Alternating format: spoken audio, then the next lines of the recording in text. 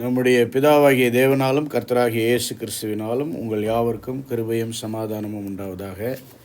ஆண்டவர் தம்முடைய பரிசுத்த ஆவியினாலே நம்மோடு பேசி நமக்கு கற்றுக் கொடுத்து நம்மை உருவாக்கி ஆசீர்வதித்து அனுப்புவாராக. அல்லேலூயா. என்னுடைய பேர் சண்முகம்.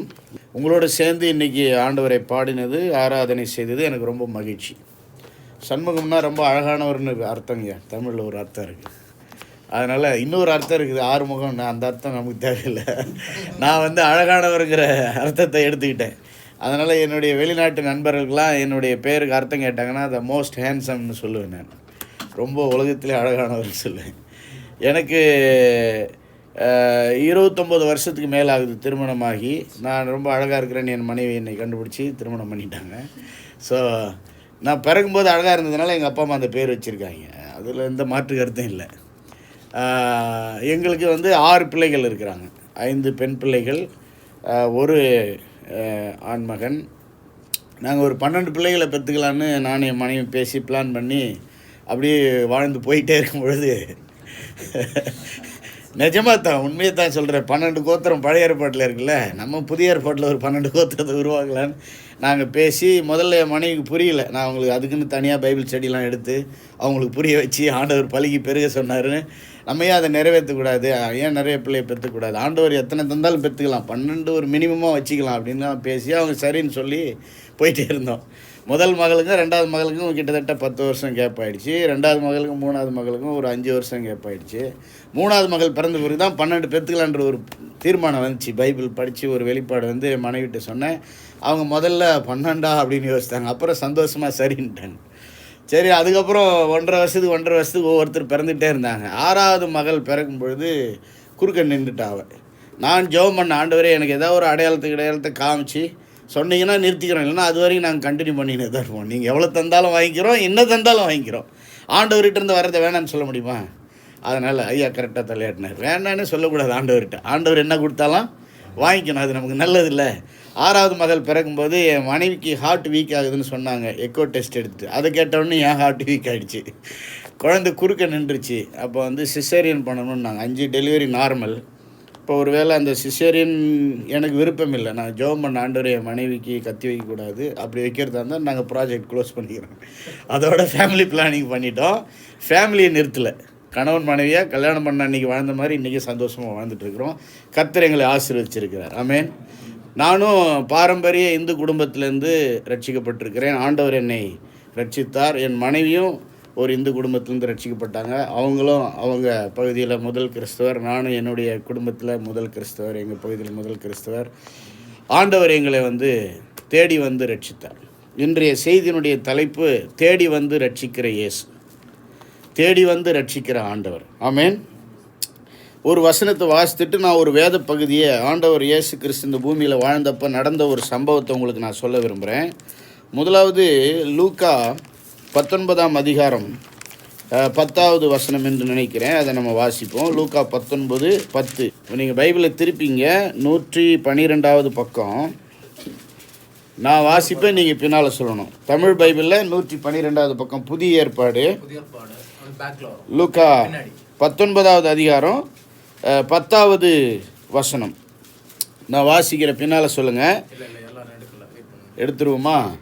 அங்கே சகேயு என்கிற ஒரு மனிதனை ஆண்டவர் தேடி போய் ரட்சித்த சம்பவம் இருக்குது. அந்த சம்பவம் நடந்து முடிஞ்ச பிறகு ஆண்டவர் இந்த வார்த்தையை, இந்த சத்தியத்தை சொல்கிறாரு. நம்ம வேறு ஒரு சம்பவத்தை இன்றைக்கி படிக்க போகிறோம். லூக்கா 5ஆம் அதிகாரத்துலேருந்து படிக்க போகிறோம். பட் என்னுடைய தலைப்புக்கு ஆதாரமாக இந்த வசனத்தை நான் வாசிக்க விரும்புகிறேன். நான் வாசிக்கிற பின்னால் சொல்லுங்கள். இழந்து போனதை தேடவும்,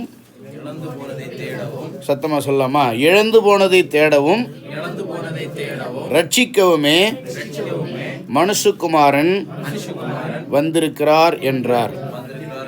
இப்போ இயேசுவே சொல்கிறார் அவர் எதுக்காக வந்தார்னு.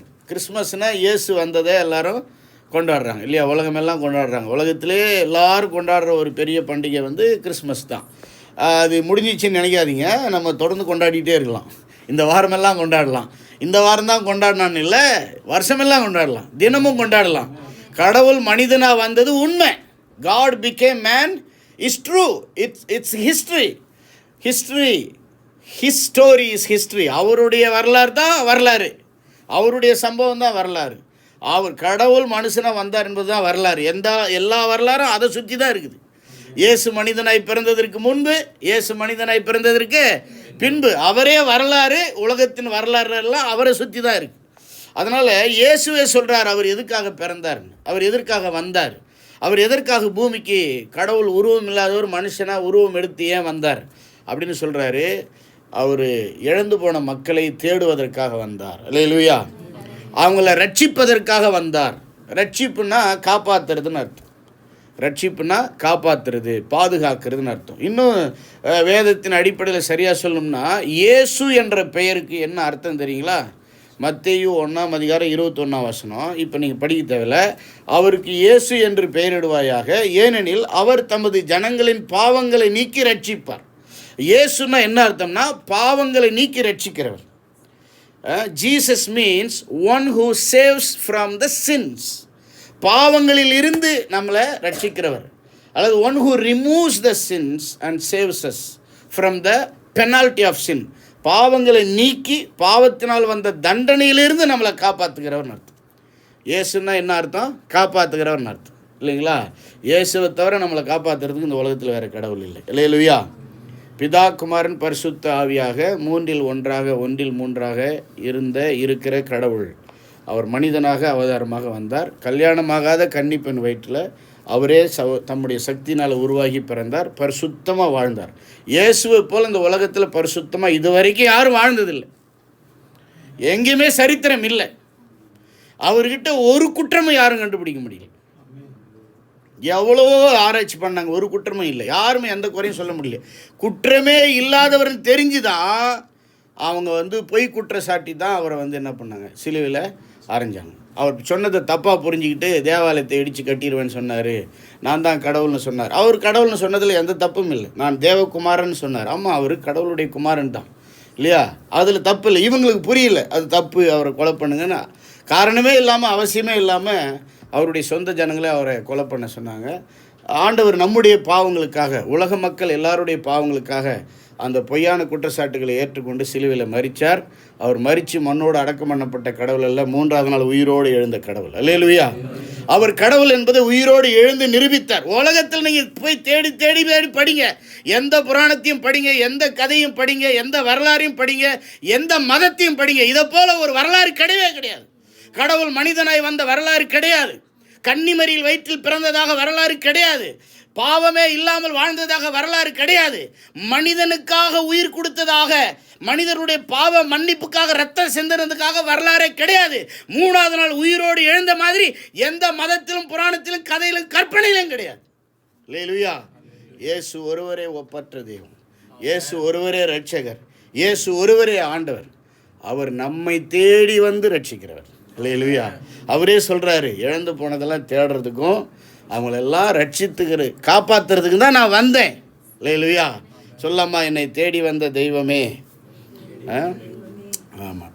இப்போ நம்ம லூக்கா 5ஆம் அதிகாரத்துக்கு திருப்போம். இயேசு இந்த பூமியில் பிறந்து 30 வயசானப்போ அவருடைய ஊழியத்தை ஆரம்பித்து ஊராக போயிட்டுருக்கார்.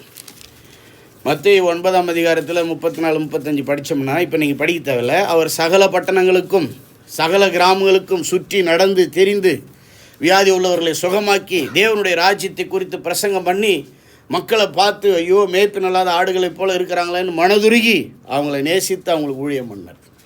ஊராக போகிறார், பட்டணமாக போகிறார், கிராமமாக போகிறார், நடந்தே போகிறார். அப்படி இந்த உலகத்தில் மக்களுக்கு நன்மை செய்த யாருமே கிடையாது. அப்படி அவர் ஒரு முறை என்ன பண்ணுறாரு, லூக்கா 5ஆம் அதிகாரம் எடுத்துக்கங்க, புதிய ஏற்பாட்டில் 84வது பக்கம். அதில் 1ஆம் வசனத்துலேருந்து 11ஆம் வசனம் வரைக்கும் நம்ம படிக்கலாம்.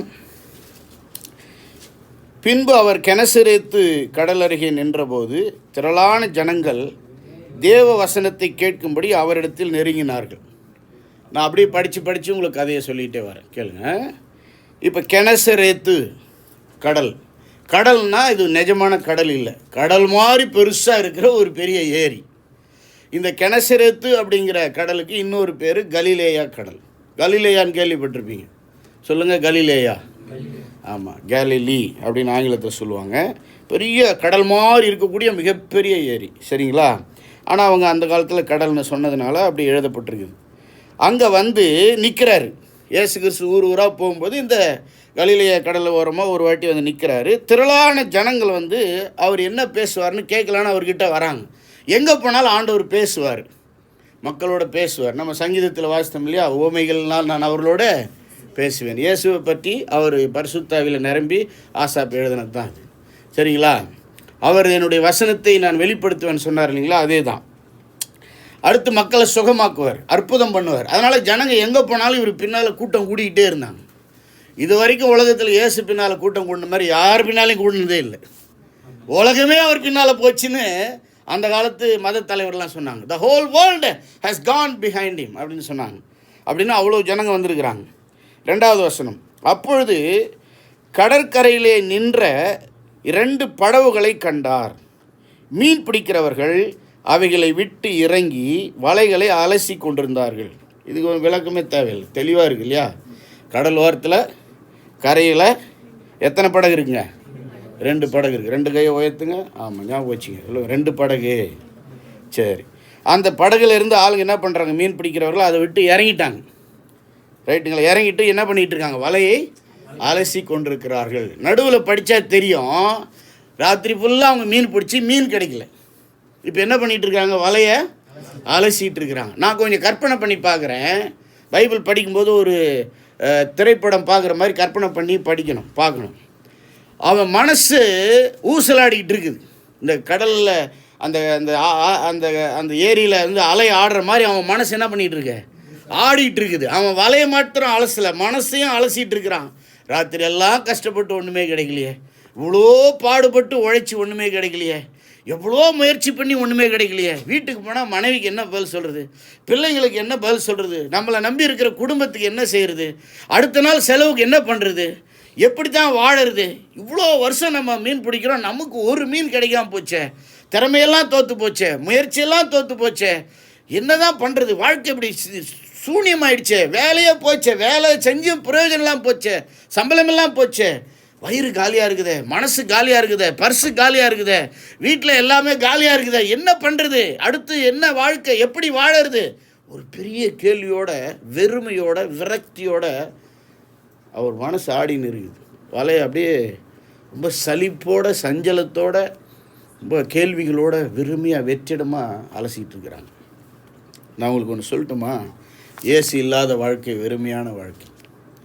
பைபிள் சத்தியம், கர்த்தருடைய வார்த்தை கிடைக்காத வாழ்க்கை சூன்யமான வெற்றிடமான வாழ்க்கை. மனித முயற்சியில், மனித திறமையில் நம்ம வாழ்ந்துட முடியாது. ஒரு நாள் எல்லாம் தோற்கும். திறமை தோற்கும், படிப்பு தோற்கும், முயற்சி தோற்கும், பயிற்சி தோற்கும், எல்லாமே தோற்றுப்போம். அனுபவம் தோற்கும். இவங்க பயங்கரமான அனுபவசாலிங்க. மீன் பிடிக்கிறது தான் அவங்க குலத்தொழில். திறமைசாலிங்க. எல்லாம் தோற்று போச்சு. கஷ்டங்கள் வருவது நல்லது. வாழ்க்கை என்னவென்று அப்போ தான் புரியும். வழிகள் பிறந்தால் தான் வழிகள் பிறக்கும்னு சொல்லுவாங்க இல்லையா? அப்போது அந்த நேரத்தில் ஆண்டவர் வர்றார் பாருங்க. 3வது வசனம் படிக்கலாம். அப்பொழுது அந்த படகுகளில் ஒன்றில் ஏறினார். 2 படகு இருந்துச்சா, அதில் ஒன்றில் இவர் பாட்டுக்கு போய் ஏறுறார். பர்மிஷன் கேட்ட மாதிரி தெரில. ஒன்றில் ஏறினார். அது சீமோனுடையதாக இருந்தது. அந்த படகு ஓனர் பேர் என்னது? அழகாக சொல்கிறீங்களே, சீமோன். இங்கிலீஷில் சொன்னால் சைமன். நிறைய சைமன்கிறாங்க பைபிளில். அதை பற்றி இன்னொரு நாளைக்கு படிக்கலாம். ஏறி உட்காந்துட்டு என்ன சொல்கிறாரு? அதை கரையிலிருந்து சற்றே தள்ளும்படி அவனை கேட்டுக்கொண்டு. நல்லா கற்பனை பண்ணுங்க. நைட்டெல்லாம் கஷ்டப்பட்டு ஒன்றும் கிடைக்கல. மனசு காலியாகுது, வயிறு காலியாகுது, பசியாகுது, வலை காலியாகுது, போட்டு காலியாகுது, எல்லாம் காலியாகுது. இவர் வந்து ஜாலியாக போட்டு மேலே உட்காந்துக்கிட்டே கொஞ்சம் தள்ளுப்பா அப்படின்னா எப்படி இருக்கும்? கோபம் வருமா வராதா? இது பாருங்க, கம்மன் மரியாதை போயிடுங்க. ஆமாம், அவ்வளோதான் அப்படின்னு சொல்ல தோணுமா இல்லையா? இல்லைன்னா மேலே கீழும் பார்ப்போம், ஆளையும் முகத்தையும். இங்கே மனுஷன் இருக்கிற வெறுப்பை பார்த்து எவ்வளோ வேதனையில், கஷ்டத்தில், பசியில் இருக்கிறோம். இவர் வந்து போட்டில் படகுல உட்காருவாராம். கரையில் தள்ளி விடணும் தண்ணியில் அப்படின்னா அவர் என்ன பண்ணான்? போட்டில் உட்காந்துக்கின்னு ஜாலியாக அப்படியே உட்காரலான்னு பார்க்குறாரு. ஜனங்க நெருக்கிறாங்க. அவர் வந்து சமாதானமாக உட்காந்து பிரசங்கம் பண்ணுறதுக்காக கேட்குறாரு. ஆனால் இங்கே பேதுருக்கு மனசுக்குள்ளே ஒரு நல்ல மாற்றம் இருக்குது. ஏன்னா இயேசு வந்திருக்கார் இல்லையா? இயேசு எந்த இடத்துல இருக்கிறாரோ அங்கே மாற்றம் இருக்கும். இயேசு எந்த இடத்துல இருக்கிறாரோ அங்கே வெளிச்சம் இருக்கும். இயேசு எந்த இடத்துல இருக்கிறாரோ அங்கே ஒரு முன்னேற்றம் இருக்கும். அவன் கேள்வி கேட்கல, டென்ஷன் ஆகலை, வெறுப்பாகலை, அவன் எதுவுமே ரியாக்ஷன் பண்ணலை, அப்படியே கீழ்ப்படுகிறான்.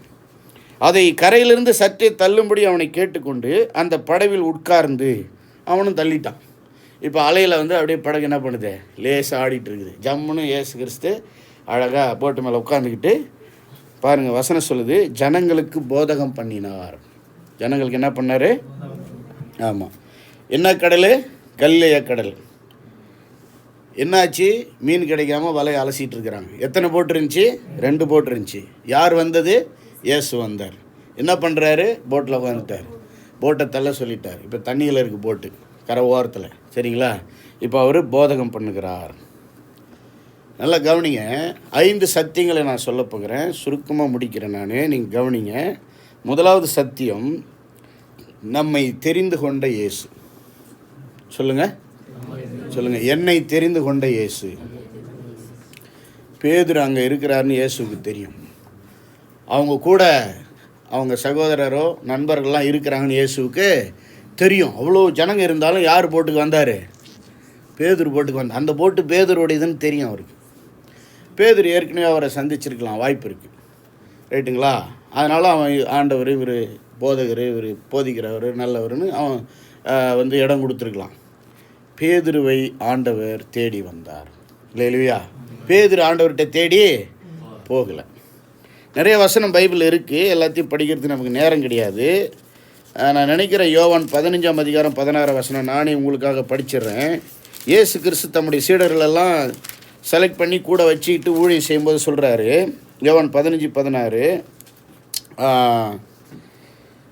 இனி நான் உங்களை ஊழியக்காரன் என்று சொல்லுகிறதில்லை. 16 இந்த பக்கம் இருக்குது, சாரி 15 படிச்சுட்டு, நீங்கள் என்னை தெரிந்து கொள்ளவில்லை, நான் உங்களை தெரிந்து கொண்டேன். போதும். எபேசியர் என்ற நிருபத்தில் 1ஆம் அதிகாரம் 4ஆம் வசனத்தில் பவுல் என்ற அப்போஸ்தலர் எழுதுகிறாரு, உலகம் உண்டாகிறதுக்கு முன்பதாகவே அவர் நம்மளை தெரிந்து கொண்டார். ஆண்டவர் நம்மளை எப்போ செலக்ட் பண்ணுறாரா? என் தாய் உருவாகும் முன்னே என் கருவை கண்டீரையா. இந்த பாட்டு கேட்டிருக்கீங்களா? என் பெயர் உருவாகும் முன்னே பெயர் சொல்லி அழைத்தீரையா. நம்ம தாய் உருவாகிறதுக்கு முன்னாலே, நாம் கருவாக உருவாகிறதுக்கு முன்னாலே, ஏன் இந்த உலகமே உருவாக்கப்படுவதற்கு முன்னாலே, ஏன் பரலோகமே தூதர்களே உருவாக்கப்படுவதற்கு முன்பதாகவே கடவுள் தனியாய் அனாதியாய் பிதா குமாரன் பரிசுத்தாவியாய் அவராகவே நித்தியமாக காலம் நேரம் இல்லாமல் வாழும் பொழுதே உங்களையும் என்னையும் மனதிலே நினைத்தார். உங்களை ஒரு நாளைக்கு இந்த உலகத்தில் படைப்பார் என்று அவர் அறிந்திருந்தார். நீங்கள் ஒமானுக்கு போனாலும் உங்களை விடாமல் தேடி பிடிச்சு உங்களை காப்பாற்றணும்னு அவர் அப்போவே முடிவு பண்ணிட்டார். இல்லையா? ஆமாம். அவர் ஒரு வாட்டி முடிவு பண்ணிட்டா அவர் முடிவு அவர் மாற்றுறதில்லை. எங்கே வேற எங்கே கேட்ட மாதிரி இருக்குதுன்னு நீங்கள் யோசிக்கிறீங்க. இதெல்லாம் ஆண்டவரை பற்றி பைபிள்லேருந்து எடுத்து நம்ம பேச வேண்டியது அவங்க பேசிட்டாங்க. ஆண்டவர் வாக்கு மாறாதவர், எண்ணம் மாறாதவர், தீர்மானம் மாறாதவர், திட்டம் மாறாதவர், அவருடைய சிந்தனைகள் மாறாது. அவர் சொன்னதான், அவர் முடிவு பண்ணதான்.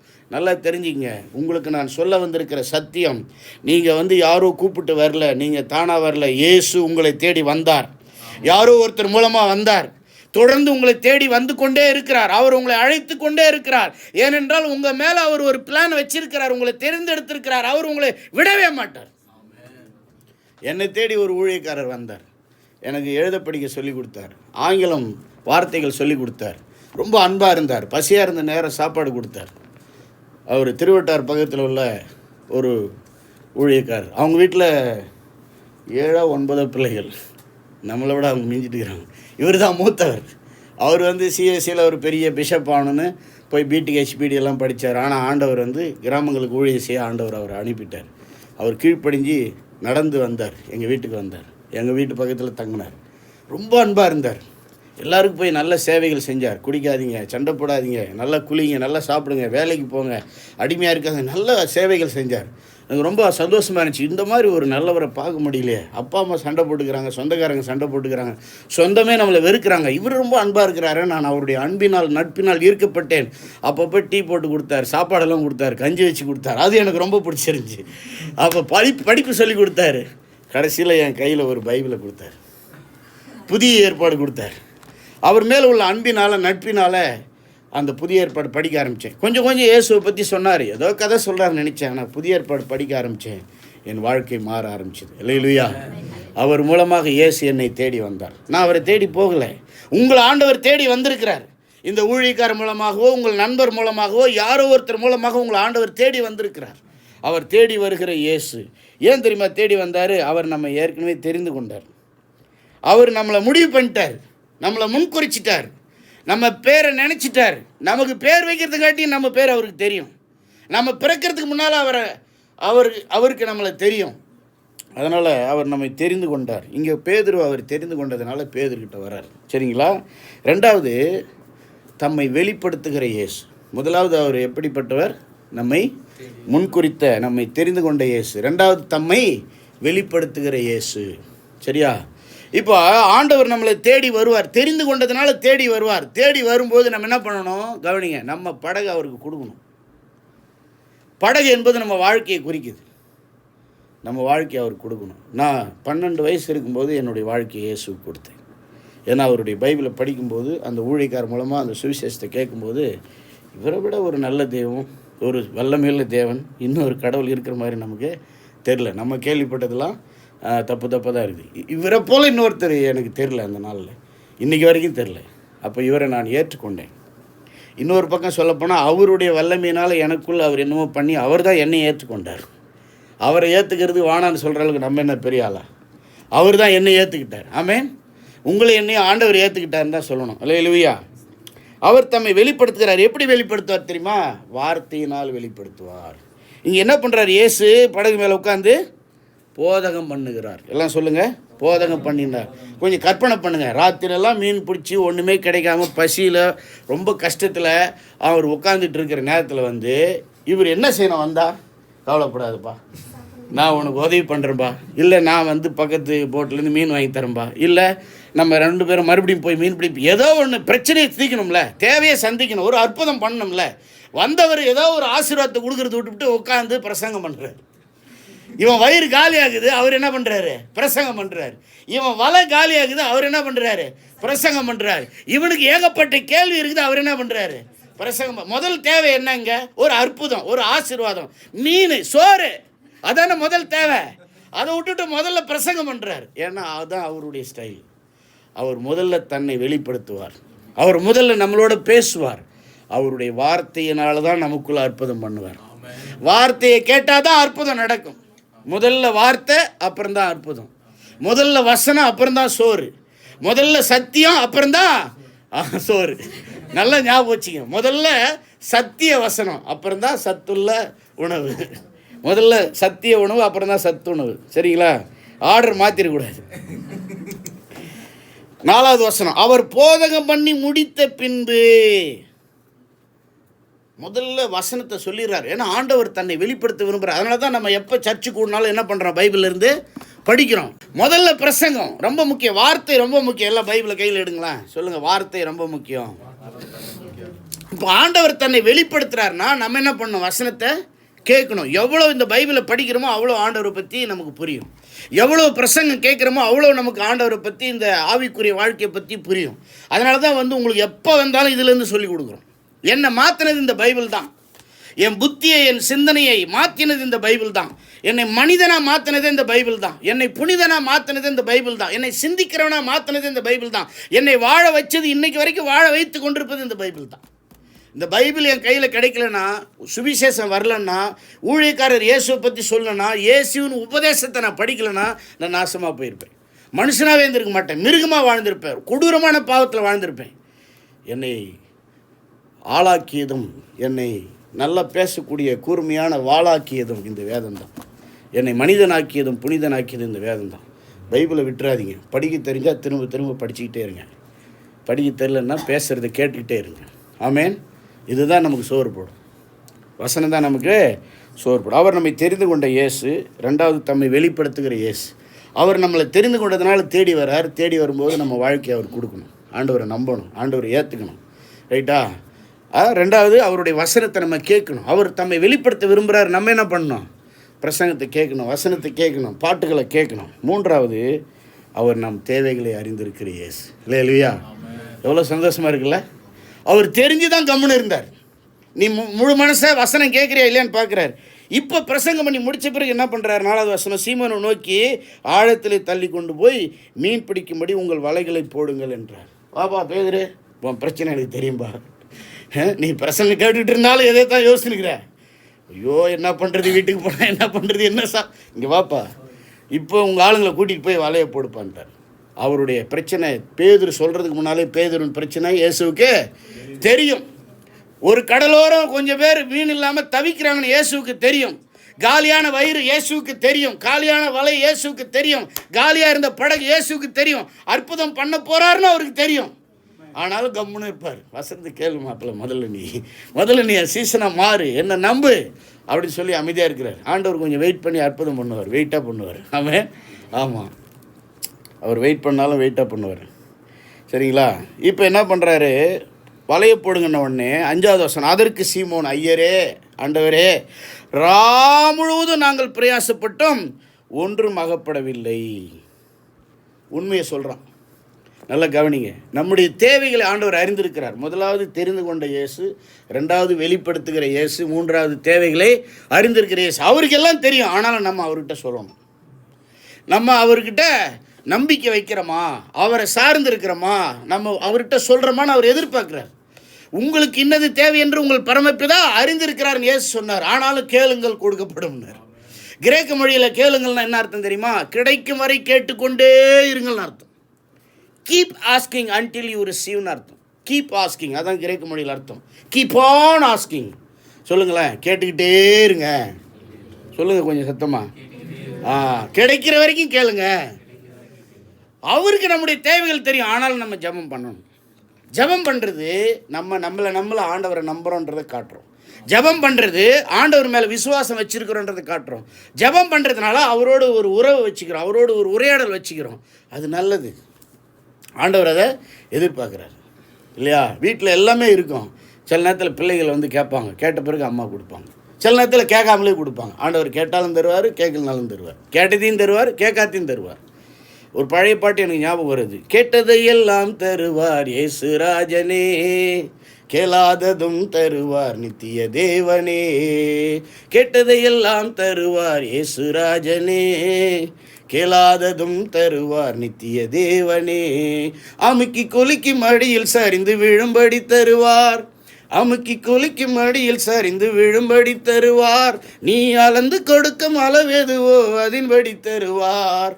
அறிந்திடாத எட்டாத பெரும் காரியம் செய்வார், அறிந்திடாத எட்டாத பெரும் காரியம் செய்வார். கேட்டதையெல்லாம் தருவார் இயேசு ராஜனே, கேளாததும் தருவார் நித்திய தேவனே. இப்போ வலையை போடுங்க பண்ணார். ஆண்டவரே, ராத்திரி எல்லாம் போட்டேன், எனக்கு தெரியும்ப்பா. இப்போ என்ன பண்ணுங்க? வலைய சொல்கிறோம்ல. அப்போ உடனே அவன் சொல்கிறான். சொல்லிட்டு, ஆகிலும் உம்முடைய வார்த்தையின்படியே வலையை போடுகிறேன். அல்லேலூயா. எல்லாம் சொல்லுங்களேன். உம்முடைய வார்த்தையின்படியே, வார்த்தையின்படியே அதை சொல்லுங்கய்யா. உம்முடைய வார்த்தையின்படியே வலையை போடுகிறேன். சொல்லுங்கள், வார்த்தையின்படியே வலையை போடுகிறேன் அப்படின்னு என்ன அர்த்தம் தெரியுமா? வார்த்தையின்படி வாழ ஒப்பு கொடுக்கணும். ஆமென். தேவைகள் சந்திக்கப்படணும்னா நம்ம என்ன பண்ணோம்? ஆண்டவருடைய வார்த்தையின்படி வாழ ஒப்பு கொடுக்கணும். 4வது விஷயம், நம்மை ஆசீர்வதிக்கிற தேவன். நம்மை ஆசீர்வதிக்கிற தேவன் அல்லது நம்முடைய தேவைகளை சந்திக்கிற தேவன். 6வது வசனம் சொல்லுது, அந்தப்படியே அவர்கள் செய்து, ஆண்டவர் சொன்னபடி கீழ்ப்படிஞ்சாங்க, செய்து தங்கள் வலை கிழிந்து போகத்தக்கதாக மிகுதியான மீன்களை பிடித்தார்கள். அல்லேலூயா. ஏத்துக்கலாமா?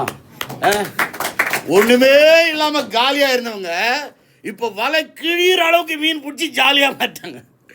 ஒரே ஆச்சரியம்.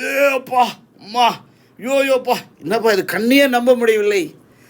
எங்கே மீன் கிடைக்காம போச்சு அங்கேயே கிடைச்சிது. எந்த வலை காலியாக இருந்துச்சோ அந்த வலையை தாங்க முடியல, கிழிது, இழுக்க முடியல, படகு கமுழுற மாதிரி இது. தாங்க முடியாத ஆசீர்வாதத்தை கொடுத்தார். ஆண்டவர் நினைச்சா ஒரே நாளில் நம்முடைய வாழ்க்கையை மாற்ற முடியும். ஒரு நொடி பொழுதில் ஆண்டவர் நம்முடைய வாழ்க்கையை மாற்ற முடியும். அவரால் உயர்த்தவும் முடியும், தாழ்த்தவும் முடியும். அவரால் எல்லாம் செய்ய முடியும். அவரால் முடியாத ஒன்றுமே கிடையாது. நம்ம என்ன பண்ணணும்? தேடி வருகிற இயேசுவுக்கு நம்முடைய வாழ்க்கையை கொடுக்கணும். உண்மையிலே உங்கள் மனசை, உங்கள் வாழ்க்கை ஆண்டவர் கொடுத்துருக்கீங்களா? நம்ம என்ன பண்ணோம்? வெளிப்படுத்துகிற இயேசுனுடைய வார்த்தையை கேட்கணும், பிரசங்கத்தை கேட்கணும். நம்ம என்ன பண்ணோம்? தேவைகளை அறிந்திருக்கிற இயேசுக்கிட்ட குறைகளை சொல்லணும், ஜெபம் பண்ணணும். இங்கே வரும்பொழுது சீக்கிரம் வந்து முட்டி போட்டு உங்கள் குறைய ஆண்டவர்கிட்ட சொல்லுங்கள். ஆண்டவர் அதை கேட்டு அற்புதம் பண்ணுவார். ஆமென். அதுக்கு தான் சபையை கூடுறோம். நம்ம என்ன பண்ணணும்? ஆசீர்வதிப்பார் ஆண்டவர் என்று விசுவாசித்து அவர் வார்த்தைக்கு கீழ்ப்படியணும். பைபிள் படிக்க படிக்க இங்கே வந்து பிரசங்க கேட்க கேட்க ஜெபம் பண்ண பண்ண உங்களுக்குள்ள ஆண்டவர் பேசுவார். அவர் பேசுகிற தெய்வம். என்ன செய்யணும் செய்யக்கூடாது, யாரு கூட சேரணும் சேரக்கூடாது, எந்த வேலை செய்யணும் செய்யக்கூடாது, எல்லா வாழ்க்கையை பற்றி பேசுவார். அவர் சொல்ல சொல்ல வார்த்தையின்படி கீழ்ப்படிய கீழ்ப்படிய குறைவுகள் எல்லாம் நிறைவாகும். நான் பட்டினி பசிமா வாழ்ந்தேன். ஆண்டவர் ஏற்றுக்கொண்ட பிறகு அவருடைய வார்த்தைக்கு கீழ்ப்படிஞ்சு நான் படித்தேன், வேலை செஞ்சேன், ஊழியம் செஞ்சேன். கர்த்தர் இன்னைக்கு பல பேருக்கு சோறு போடுற அளவுக்கு என்னை ஆசீர்வதிச்சிருக்கிறார். ஆமென். நான் தமிழ் மீடியம் தான் படித்தேன். ஆண்டவருடைய வார்த்தைக்கு கீழ்ப்படிந்து ஜெபம் பண்ணி ஆண்டவர் சொன்னபடி நான் படித்தேன். இப்போ நான் ஆங்கிலத்தில் பேசுகிறேன். தமிழ்நாட்டையே நான் தாண்டினதில்லை. இன்றைக்கி இந்தியா ஃபுல்லாக சுற்றிருக்கிறேன், நேபாள், இலங்கை சுற்றிருக்கிறேன். அமெரிக்காவுக்கு 12 வருஷமாக போய் வந்துட்டுருக்கிறேன். வருஷத்துக்கு 2 முறை அமெரிக்காவுக்கு போகிறேன். கர்த்தர் என்னை உண்மையாகவே ஆசீர்வதிச்சிருக்கிறார். ஆமென். எவ்வளவோ சொல்ல முடியும். எனக்கு ஊமையன்னு ஒரு பேர். 5 வயசு வரைக்கும் நான் சரியாக பேசலையாம். என்னை பார்த்தா அப்படியே தெரியுது. சீக்கிரம் முடிப்பான்ற மாதிரி ஒரு உட்காந்துருக்காரு. ஒரு டைம் முடிவு வச்சார். பேச முடியாதவர் ஆண்டவர் பேச வைப்பார். அல்லேலூயா. பட்டினியாக இருக்கிறவர்கள் ஆண்டவர் சாப்பாடு கொடுப்பார். அல்லேலூயா. தமிழ் மீடியம் படித்தவன் ஆண்டவர் ஆங்கிலம் பேச வைப்பார். அல்லேலூயா. தமிழ்நாட்டை தாண்டாதவனை உலகமெல்லாம் கொண்டு செல்வார். அல்லேலூயா.